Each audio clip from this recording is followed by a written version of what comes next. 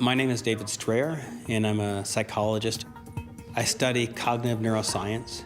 That's the study of thinking, memory, perception, decision-making, and trying to understand how the brain is responsible for those behaviors. It's science in action.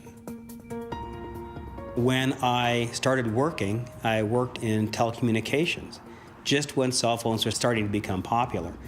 And at that time, it was pretty clear that you could become sufficiently distracted by the use of cell phone technology when you're trying to drive a car. So I've been studying driver distraction, looking at what we understand about attention and how the brain can multitask, how that relates to our everyday behaviors driving an automobile.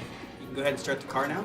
Why I love this job is I can basically ask any question I want about what makes us tick and how we behave, and use research methods and the scientific method to be able to answer those questions. That means observing, making hypotheses, designing experiments and testing them. A lot of times people think if your eyes are on the road and your hands are on the wheel, you'll be fine. But if you use a cell phone, is that something that actually harms driving behavior? And how does it differ from other things like listening to a radio or talking to a passenger?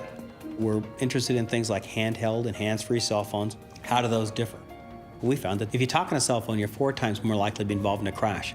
That's the same crash risk as if you were driving at a 0.08 blood alcohol level, if you're drunk. Worse is if you're texting. You're 8 times more likely to be involved in a crash. That's substantially worse than the drunk driver. We're looking now at some of the voice-based technologies. Hello, Siri. Read appointments. What we, I think, have learned is that some of these voice-based technologies are putting demands on the brain to try and multitask in ways that exceed the capacity to be able to do that activity and drive safely. We know that the research that's come out of my laboratory has been influential in changing regulatory policies and laws. At this point, 41 states in the United States now have laws that make it against the law to text while driving. There's a number of multinational, multi-billion-dollar companies that have taken the research that we've collected and have used that as a basis for policies for not using their cell phones while driving. They substantially reduced the total number of crashes for their employees, and there was no loss in productivity. At the end of the day, we would hope that you're going to see fewer fatalities on the roadway because people are not distracted.